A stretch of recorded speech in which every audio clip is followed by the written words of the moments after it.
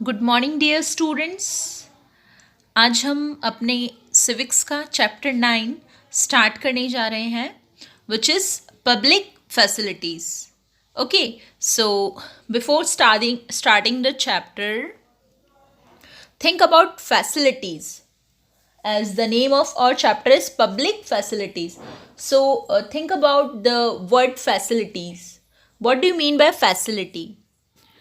I hope you all know very well about this word facilities. जैसे कि बहुत सारी अलग अलग तरीके की फैसिलिटीज़ होती है ना, जैसे हेल्थ केयर फैसिलिटी, और we can say educational facility, है ना, और water facility, transport, schools, colleges, है ना। फैसिलिटी इन द सेंस कि वो सारी की सारी चीज़ें जो हमारी लाइफ को ईजियर बनाती हैं, ठीक है। तो उन सभी को हम फैसिलिटीज़ में इंक्लूड कर सकते हैं। नाउ अब ये जो वर्ड फैसिलिटी है ना बेटा, ये जो वर्ड फैसिलिटी है, राइट, ये जो वर्ड फैसिलिटी है, जब इसके सामने पब्लिक ऐड हो जाता है, जब इसके साथ पब्लिक ऐड हो गया, फैसिलिटी के साथ एक और वर्ड ऐड हो गया पब्लिक, तो जैसे ही इसके साथ ये वर्ड ऐड होता है तो ये किससे जुड़ जाता है बेटा? गवर्नमेंट से जुड़ जाता है ना। पब्लिक फैसिलिटीज़ मतलब वो फैसिलिटीज़ जो पब्लिक को कौन प्रोवाइड करता है? गवर्नमेंट प्रोवाइड करती है, राइट। तो पब्लिक फैसिलिटीज़ के बारे में ही हम इस चैप्टर में सीखने वाले हैं। Okay, let's see. In your left hand side आपको दिख रहा है एक picture. Amu and Kumar are travelling through Chennai in a bus. As they go around the city, they observe the water facilities available in different parts of Chennai. देखिए दिया है Amu and Kumar, है ना।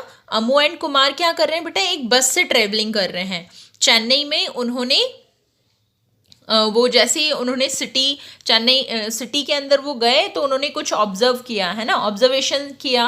अब ऑब्जर्वेशन किया मीन्स उन्होंने बाहर देखा, अपनी खिड़की से बाहर कुछ देखा होगा जाते हुए, है ना, बस में ट्रेवल करते हुए। क्या देखा उन्होंने बेटा? वहाँ पर जो वाटर फैसिलिटीज़ हैं उसे देखा उन्होंने बस में ट्रेवल करते हुए, राइट। देखिए यहाँ पर कुछ पिक्चर्स दिए हैं आपकी बुक में।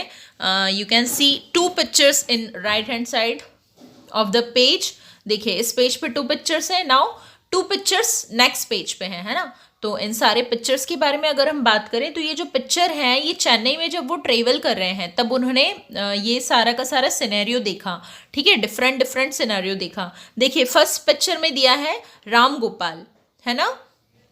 राम गोपाल अन्ना नगर में उन्होंने राम गोपाल यहाँ पर देखिए आप देख रहे हैं कि पाइप से, है ना, वाटर पाइप से एक पर्सन जो है वो क्या कर रहे हैं बेटा? अपनी जो कार है उसे वॉश कर रहे हैं, है ना। तो देखिए राम गोपाल वाला सिनेरियो क्या है हम देख लेते हैं इसके बारे में। नेक्स्ट 3rd पेज पे लिखा है, देखिए senior government officer like mister Ram Gopal live in Anna Nagar Chennai. This area looks lush and green with lawns maintained by the generous spraying of water.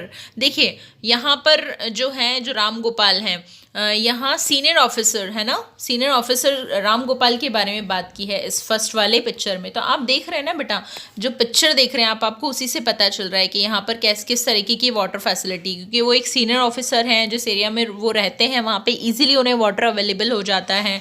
Even वो क्या कर रहे हैं, देखिए अपनी कार को वॉश करने के लिए भी डायरेक्टली वो पाइप का यूज़ कर रहे हैं, है ना। तो एक ये सिनेरियो है। देन देखिए उसके बाद देखिए पद्मा, ये अगला सिनेरियो देखिए पद्मा। ये कुछ आपको ऐसा लग रहा है कि कुछ स्लम एरिया है ना, जहाँ पर लोग बहुत सारे अपने पानी के बर्तन लेकर के और एक पब्लिक टैप होता है वहाँ पर जा कर के खड़े हो जाते हैं, पानी का वेट करते हैं, अपने नंबर, अपना पानी भरने के लिए अपने नंबर आने का वेट करते हैं ना। और कई बार ऐसा होता है कि इनके बर्तन खाली भी रह जाते हैं, क्योंकि देखिए यहाँ पर नल तो एक ही है और पानी भरने वाले इतने सारे बर्तन, है ना। तो इसके बारे में क्या लिखा है देखें ज़रा। Padma works as a domestic help in Sedapet and lives in the nearby slum. She pays a rent of rupees 650 for the hutment, which has neither a bathroom nor a tap connection.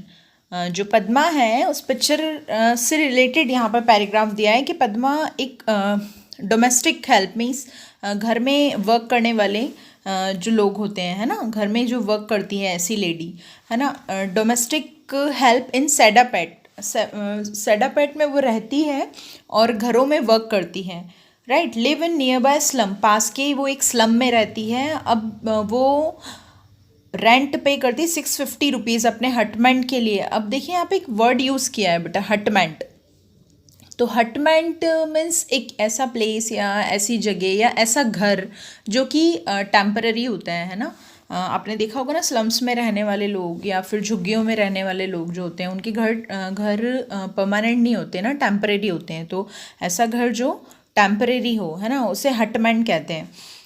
हटमेंट which has neither a bathroom nor a tap connection, तो वो उसके लिए 650 rupees पे करती है rent का, और उसमें ना तो कोई ना तो वहाँ पे कोई बाथरूम है और ना ही कोई टैप कनेक्शन है। For 30 such hutments, there is a common tap at one corner in which water comes from a borewell for 20 minutes twice daily. अब ऐसे 30 हटमेंट्स हैं जहाँ जिन सारे के लिए कॉर्नर पे एक टैप बना हुआ है। ऐसे 30 हटमेंट्स के लिए सिर्फ और सिर्फ एक टैप है जहाँ पर 20 मिनट्स के लिए सिर्फ पानी आता है, ठीक है। Now a family goes to fill a maximum of 3 buckets with this time. The same water used for washing and drinking. In summer, the flow becomes a trickle so that one family gets water only at the cost of another. People have to wait long hours for water tankers.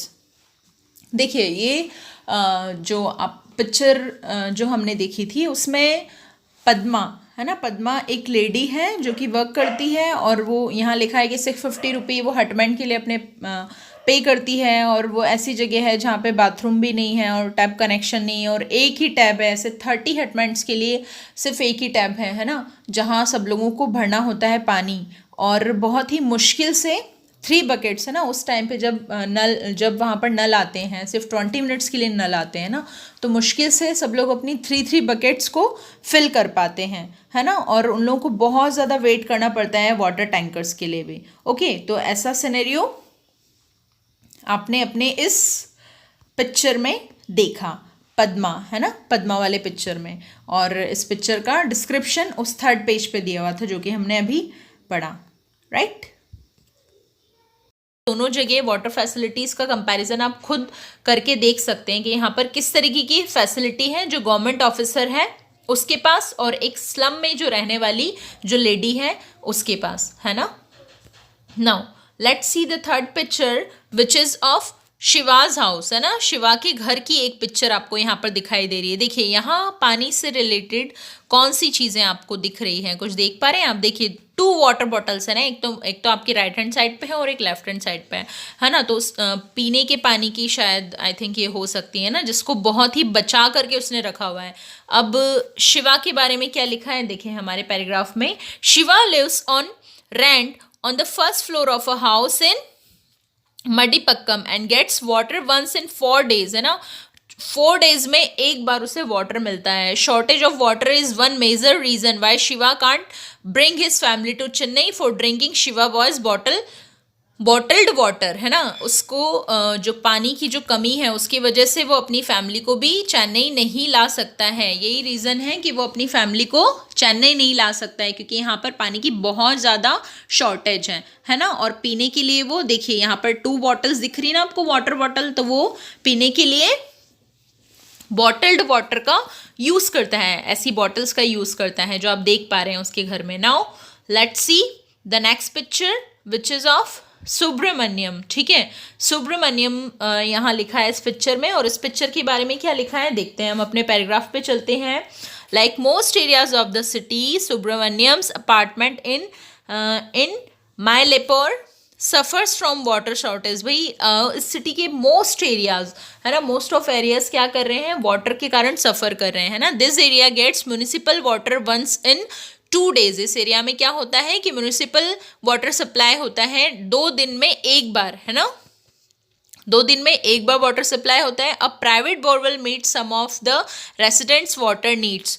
Borewell water is however bacterious and so residents use it in their toilets and for washing, है ना, बहुत ही ज़्यादा खारा या बेकार ये borewell का water होता है जिसको सिर्फ और सिर्फ टॉयलेट्स के लिए और वॉशिंग दूसरे कामों के लिए यूज़ कर सकते हैं. For other uses water is purchased from tankers, और दूसरे यूज़ के लिए वाटर कहाँ से परचेज किया जाता है, टैंकर से. Subramaniam spends up to 500 to 600 per month on buying water from the tankers. उसे 500 to 600 पर मंथ उसको क्या करना पड़ता है बेटा, देने पड़ते हैं पैसे, ताकि वो जो पानी है उसे खरीद सके. For drinking water residents have installed water purification system in their homes, है ना. तो आप 4 पिक्चर के थ्रू आप लोग देख पा रहे हैं अलग अलग वाटर फैसिलिटीज़ अलग अलग जगहों पे. देखिए यहाँ पे वाटर टैंकर बना हुआ है और वाटर टैंकर से ये लोग यूज़ कर रहे हैं पानी का, है ना. Okay, let's move on. ये 4 पैराग्राफ्स थे उन 4 पिक्चर से रिलेटेड, ठीक है.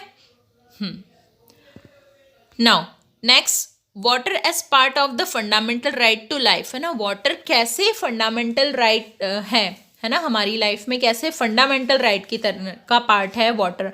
Water is essential for life and for good health. Not only it is necessary for us to be able to meet our daily needs, but safe drinking water can prevent many water related diseases, है ना.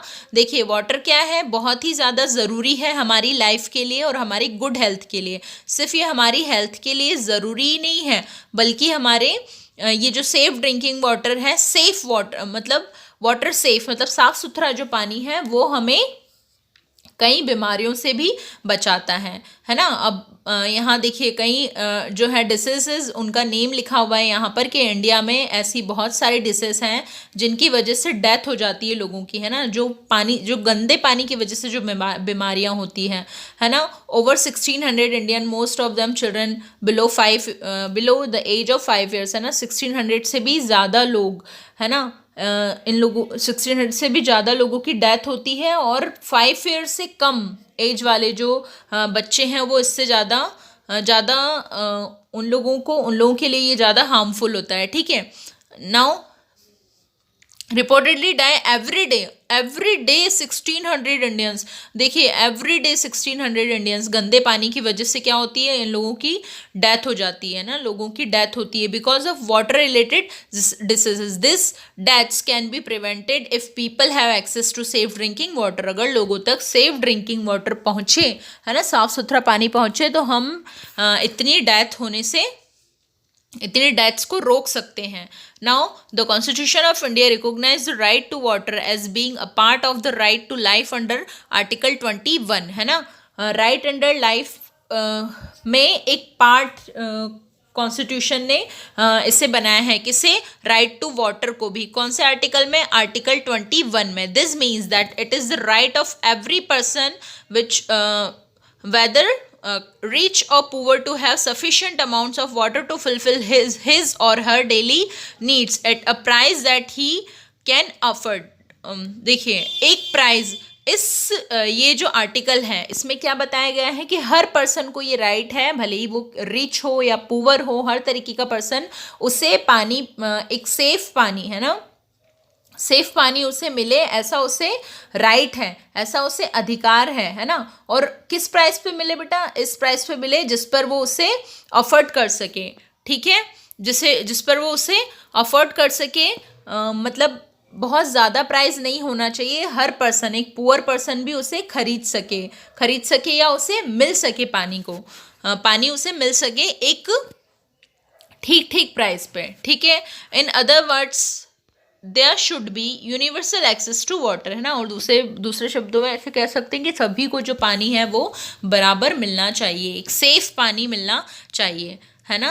क्योंकि हमने ऊपर पढ़ा ना कि पानी अगर साफ़ नहीं होगा तो बहुत सारे डिसीज होती हैं और उनकी वजह से डेली, है ना, एवरी डे 1600 यहाँ पर एक डाटा दिया हुआ है कि 1600 तक लोगों की डेथ हो जाती है. तक किस वजह से हो जाती है, क्योंकि उन्हें सेफ और प्योर पानी नहीं मिल पाता. Okay, there have been several court cases in which both the High Court and Supreme Court have held that the right to safe drinking water is a fundamental right, है ना. ऐसे बहुत सारे कोर्ट केसेस हैं जिसमें high court और supreme court दोनों ने ये बताया है कि right to safe drinking water एक कैसा राइट है, एक फंडामेंटल राइट है.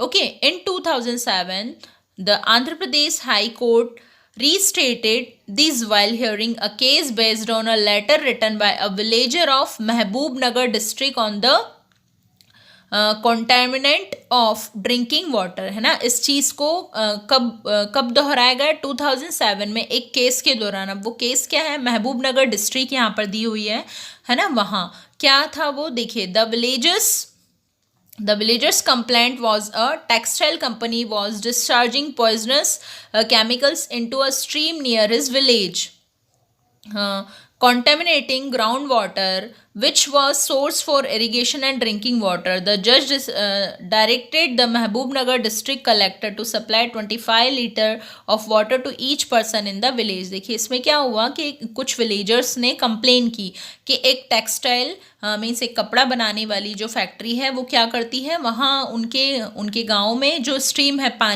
पानी का जो स्रोत है उसमें बहुत ही वो जहरीले केमिकल्स छोड़ देती हैं, जिससे कि और वही उनके पास सोर्स था जिससे वो इरिगेशन करते थे और जो उनके पास ड्रिंकिंग वाटर है ना, और उसी पानी को पीते थे। बट वहाँ पर क्या हुआ कि कपड़ा वाली जो कंपनी थी वो केमिकल्स, जहरीले केमिकल्स मिला रही थी, है ना। तो कोर्ट ने इसे सुनते हुए क्या डिसीजन दिया कि वहाँ के महबूब नगर डिस्ट्रिक्ट के जो कलेक्टर हैं उन्हें डायरेक्ट किया कि वो क्या करें, 25 litre of water her person को, उस विलेज के हर पर्सन को 25 लीटर्स वाटर सप्लाई किया जाए। ओके, नाउ तो बेटा इस एग्जाम्पल के थ्रू यहाँ पर बताया है कि हाई कोर्ट और सुप्रीम कोर्ट ने भी कहा है कि ये सेफ एंड ड्रिंकिंग वाटर भी एक फंडामेंटल राइट है ना। Now public facilities. अब पब्लिक फैसिलिटीज़ क्या क्या हैं, देखिए, like water, there are other essential facility that need to be provided for everyone, है ना। पानी की तरह ही और भी फैसिलिटीज़ हैं। स्टार्टिंग में हम लोगों ने बात की थी ना कि फैसिलिटीज़ कौन कौन सी हैं, और पब्लिक फैसिलिटीज़ मीन्स वो फैसिलिटीज़ जो पब्लिकली प्रोवाइड होती हैं, है ना, मीन्स जो सबको एक साथ प्रोवाइड होती हैं। अब सबको एक साथ कौन फैसिलिटी प्रोवाइड करता है? गवर्नमेंट ही प्रोवाइड करता है बेटा, है ना। गवर्नमेंट ही सबको एक साथ फैसिलिटी प्रोवाइड करती है। तो और भी एसेंशियल मीन्स जो बहुत ज़्यादा इंपॉर्टेंट है, ऐसी और भी नीड हैं वाटर की तरह ही। Last year you read about 2 other such facilities. Last year आपने 2 और ऐसी फैसिलिटीज़ के बारे में पढ़ा था, जो कि क्या है, health care and sanitation. Similarly there are thing like electricity, public transport, schools and college that are also necessary. Okay, this are known as public facilities. तो ये सारी की सारी फैसिलिटीज़, हम इन फैसिलिटीज़ को क्या कहते हैं? पब्लिक फैसिलिटीज़ कहते हैं, right. Now, the important characteristics of a public facility is that once it is provided, its benefit can be shared by many people. For instance, a school in the village with enable many children to get educated. Similarly, the supply of electricity to an area can be useful for many people. Farmer can run pumps to irrigate their fields. People can open small workshops that run on electricity. Students will find it easier to study and most people in the village will benefit in same way or the other। देखिए, जैसा कि अभी मैं आपको बताया कि public facility क्या है कि वो पूरी पब्लिकली सभी को प्रोवाइड होती है ना, एक साथ एक फैसिलिटी होती है। बट ऐसा नहीं होता कि वो फैसिलिटी बेटा सिर्फ एक ही पर्सन को दी जाती है ना, वो उस एरिया के हर पर्सन को वो प्रोवाइड होती है, ठीक है। कैसे, किस तरीके से? जैसे स्कूल, सपोज कि किसी गांव, देखिए आप यहाँ पे देख सकते हैं कि विलेज में एक स्कूल है, तो अगर विलेज में कोई स्कूल है, गवर्नमेंट स्कूल, देखिए गवर्नमेंट स्कूल यहाँ पर दिया है कि कोई स्कूल है ना, गवर्नमेंट की साइड से अगर कोई स्कूल गवर्नमेंट ने एक विलेज में खोला है, तो वहाँ पर क्या होगा कि उस पूरे एरिया के बच्चे उस स्कूल में पढ़ेंगे। इलेक्ट्रिसिटी का भी ऐसी एग्जाम्पल दिया है कि किसी एरिया में अगर इलेक्ट्रिसिटी सप्लाई हो रही है तो सभी लोगों के लिए वो होगी, उस एरिया के सभी लोगों के लिए। Okay, now the government's role. तो ये जो पब्लिक फैसिलिटी है, ये जो पब्लिक फैसिलिटी है जिसके बारे में हमने पढ़ा, इसमें गवर्नमेंट का क्या रोल है, ये यहाँ हम इस पैराग्राफ में देखेंगे. Okay, given that people facility are so important, someone must carry the responsibility of providing this to the people. This someone is the government. One of the most important function of the government is to ensure that these facilities, these public facilities are made available to everyone. Let's try and understand why the government must bear this responsibility. देखिए क्या दिया है, public facility बहुत ज़्यादा important है और कोई किसी न किसी पर्सन को ये रिस्पॉन्सिबिलिटी लेनी होती है कि ये जो फैसिलिटी है ये पब्लिकली हर पर्सन को ये फैसिलिटी मिले, और सिर्फ गवर्नमेंट ही वो पर्सन है ना. समवन, यहाँ पर समवन वर्ड यूज़ किया गया है कि समवन मीन्स किसी न किसी को ये रिस्पॉन्सिबिलिटी लेनी ही होती है कि सबको ये फैसिलिटी, सब तक, हर पर्सन तक ये फैसिलिटी पहुँचे. तो वो समवन कौन होता है, वो समवन गवर्नमेंट होती है जो कि सभी को ये फैसिलिटी प्रोवाइड करती है ना. नाउ अब हम ये देखेंगे कि क्यों गवर्नमेंट ही इस चीज़ को देखती है, क्यों गवर्नमेंट ही रिस्पॉन्सिबल है. Okay, we have seen that private companies operate for profit in market. देखिए हमने देखा ना कि जो प्राइवेट कंपनीज हैं वो क्या करती हैं बेटा, मार्केट में प्राइवेट कंपनीज जो होती हैं वो क्यों होती है, वो सिर्फ और सिर्फ अपने प्रॉफिट के बारे में सोचती हैं. ठीक है, प्राइवेट कंपनीज कभी भी पब्लिक के वेलफेयर में इंटरेस्टेड नहीं होती है ना, वो सिर्फ अपना और अपना ही वेलफेयर देखती है ना. कभी भी किसी भी प्राइवेट कंपनी को कोई मतलब नहीं है ना. देखिए, what profit can occur to a company for keeping the drains clean or running an anti-malaria campaign. देखिए जो प्राइवेट कंपनी, उसे कोई मतलब नहीं है कि वो कहीं की नालियाँ साफ़ करवाए या फिर कोई कैंपेन लगाए जिससे मलेरिया को मिटाने के लिए कोई कैंपेन लगाए, इससे उसे कोई मतलब नहीं है. प्राइवेट कंपनी को सिर्फ और सिर्फ इंटरेस्ट हो, किस में इंटरेस्टेड होती है, वो अपने खुद के वर्क में, अपने खुद के प्रॉफिट में इंटरेस्टेड होती है. Okay, but for the other public facility such as schools and hospital, private company may well be interested, but उसमें से कुछ ऐसी चीज़ें हैं जहाँ पर स्कूल्स और हॉस्पिटल्स हैं उनमें प्राइवेट कंपनीज इंटरेस्टेड होती हैं. ठीक है, बट वहाँ पर भी उनका जो इंटेंशन क्या होता है बेटा, सिर्फ और सिर्फ अपना प्रॉफिट देखना होता है. We have many of these, particularly in large cities. Similarly, if you are living in a city, you will have seen private companies supplying water throughout tankers for supplying drinking water in scale bottle, है ना. In such cases, private companies provide public facility but at a price that only some people can afford. देखिए private companies भी पानी supply करती हैं, है ना, private companies भी पानी सप्लाई करती हैं, बट वो जो प्राइस उसके लिए वो जो प्राइस लगाती हैं, है ना, वो कुछ ही लोग उसे एफर्ट कर सकते हैं ना, सब लोग उस प्राइस को दे करके उनसे पानी नहीं ले सकते हैं. This facility is not available to all at an affordable rate, है ना. इसलिए ये सभी लोग इस फैसिलिटी का यूज़ नहीं कर सकते, क्योंकि बेटा सब लोग उतना प्राइस नहीं दे सकते जितना प्राइवेट कंपनीज इम्पोज करती हैं, लगाती हैं. If we go by the rule that people will get as much as they can pay for them, many people who can not afford to pay for such facilities will be deprived of the opportunity to live a decent life, है ना. तो बहुत सारे लोग जो afford नहीं कर सकते हैं ना, प्राइवेट कंपनीज को इतना पे नहीं कर सकते, तो वो एक अच्छी लाइफ नहीं जी पाते हैं, क्योंकि जितना वो पैसा प्राइवेट कंपनीज मांगती हैं, जैसे यहाँ पे वाटर फैसिलिटी के बारे में भी दिया हुआ है कि वो प्रोवाइड तो करेंगी फैसिलिटी, बट उसके बदले वो क्या है, उन्हें उनका जो प्राइस उनका जो होता है वो अफोर्ड नहीं कर सकता हर कोई. ठीक है, तो जो पर्सन प्राइस अफोर्ड नहीं कर सकता वो उस फैसिलिटी को यूज़ भी नहीं कर पाता. नाउ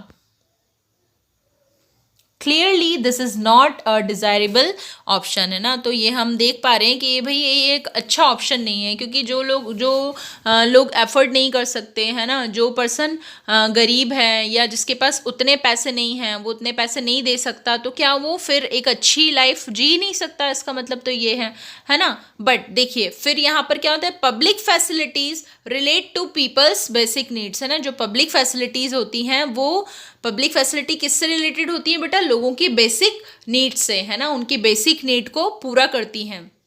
जहाँ पर हमने प्राइवेट कंपनीज के बारे में बात की, उनका जो इंटेंशन होता है वो सिर्फ और सिर्फ प्रॉफिट, अपना वेलफेयर होता है। बट पब्लिक फैसिलिटीज़ क्या होती हैं, पूरी पूरी की पूरी पब्लिक की बेसिक नीड्स को पूरा करने के लिए होती है ना। Any modern science requires that these facilities are provided so that people basic needs are met. The right to life that the constitution guarantees is for all person living in this country, है ना। तो public facilities public को ऐसी facility provide करती हैं जिससे कि जो राइट टू लाइफ है ना, जो कॉन्स्टिट्यूशन ने राइट टू लाइफ दिया है लोगों को रहने के लिए, है ना, तो वो अपनी जो लाइफ है उसको इजी बना सकें, है ना। तो हमने यहाँ पर प्राइवेट और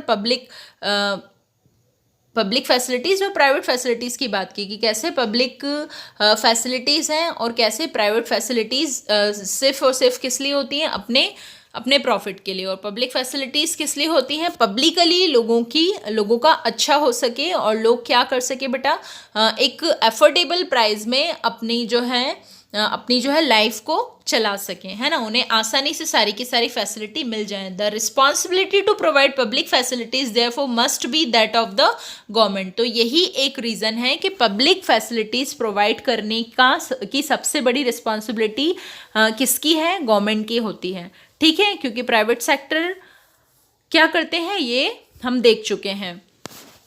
now where does the government get money for public facilities, है ना। पब्लिक फैसिलिटीज़, अब अगर गवर्नमेंट फैसिलिटीज़ दे रही है पब्लिक को, है ना, सारी की सारी फैसिलिटीज़ दे रही हैं, वाटर की फैसिलिटी, इलेक्ट्रिसिटी की फैसिलिटी, एजुकेशन की फैसिलिटी, है ना, हेल्थ केयर फैसिलिटी, इतनी सारी फैसिलिटी अगर गवर्नमेंट दे रही है तो वो कैसे दे रही है ना, वो कैसे उसके लिए जो है मनी का अरेंजमेंट करती हैं, ठीक है। देखें, every year you must have heard the government budget being presented in the parliament. आप देखते हैं कि हर ईयर में, हाँ, आप बेटा न्यूज़ चैनल पे देखते होंगे, आप टीवी पे देखते होंगे कि हर ईयर लगभग फैब का जो मंथ आता है ना, उसके आसपास फैब में क्या होता है बेटा कि बजट, पार्लियामेंट में बजट आता है ना। अब उस बजट में क्या होता है, this is an account of the expenses. Yes, this is an account of the expenses the government has made on its programs in past year and how much it plan to spend in the coming year, है ना। ये एक पूरी ये जो budget आता है इसमें बेटा वो सारी चीज़ें मेंशन होती है, जो भी जितनी भी चीज़ों पे एक्सपेंस जो गवर्नमेंट है उसने जिन चीज़ों पे पास्ट में एक्सपेंसेस किए हैं या फिर फ्यूचर में वो करने वाली है, ये सारी चीज़ें उस बजट में दी होती हैं। Okay, in the budget the government also announces the various ways in which it's plans to meet this expenses. The main sources of revenue for the government is the tax collected from the people and the government is empowered to collect these taxes and use them for such programs. For instance, to supply water, the government has to incur cost to pumping water, carrying it over long distance, laying down pipes for distribution, treating the water for impurities, and finally collect and treating wastewater.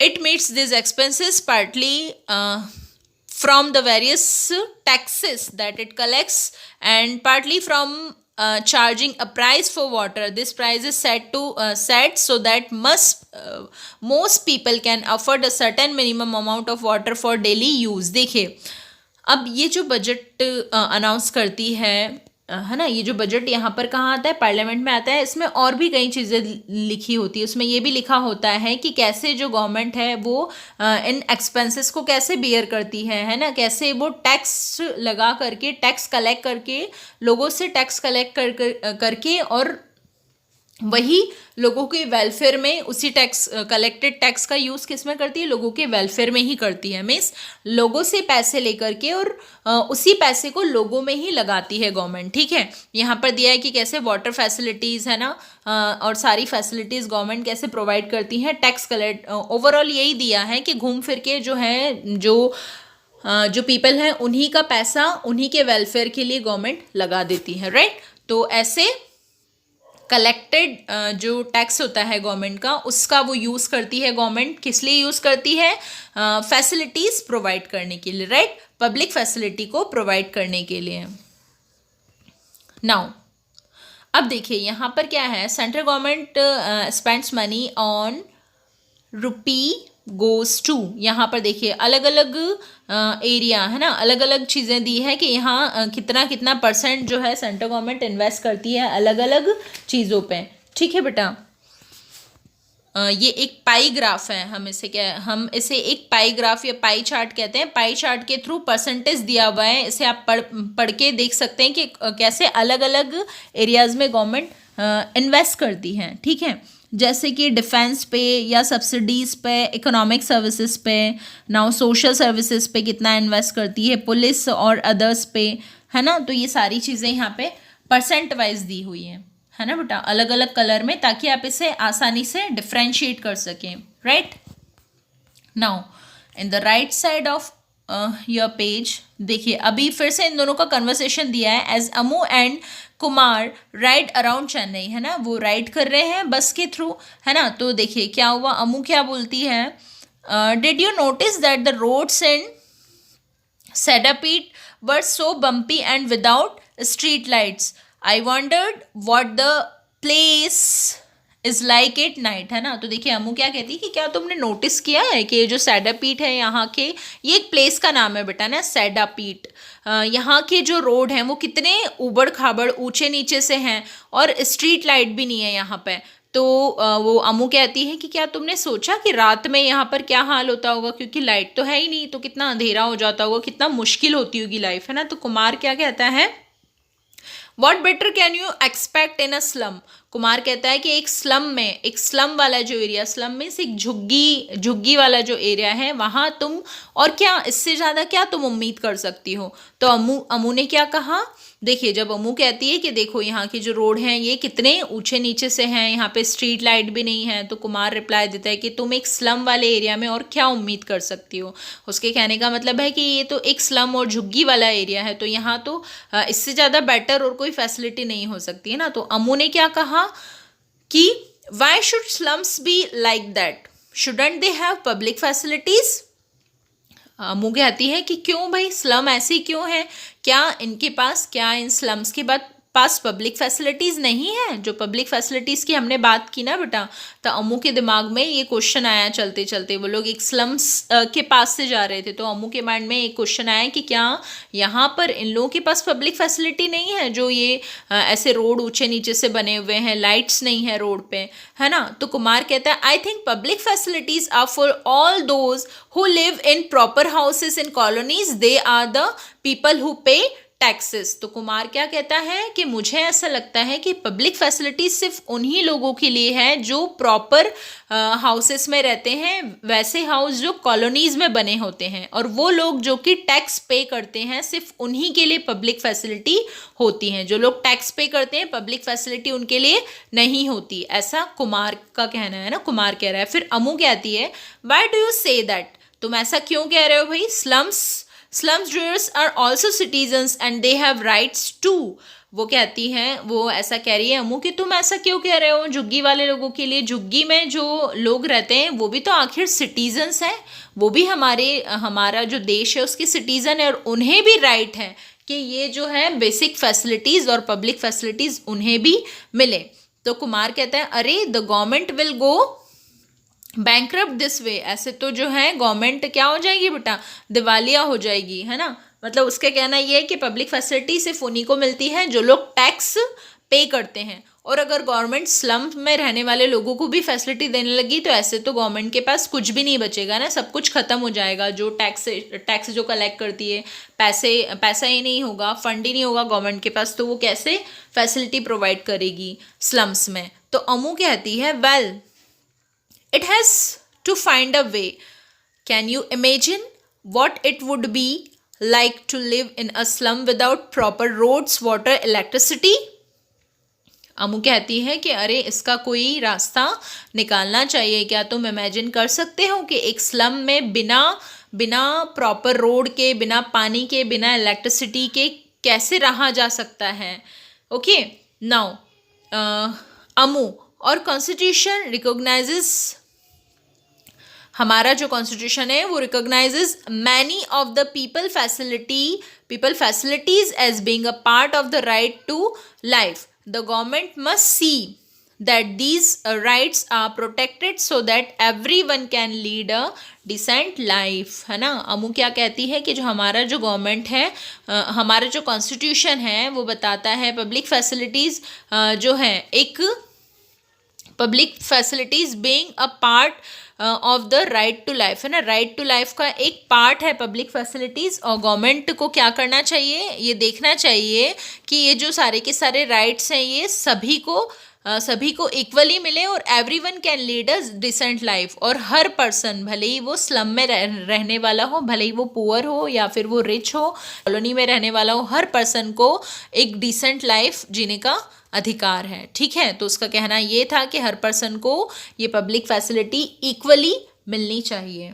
Okay.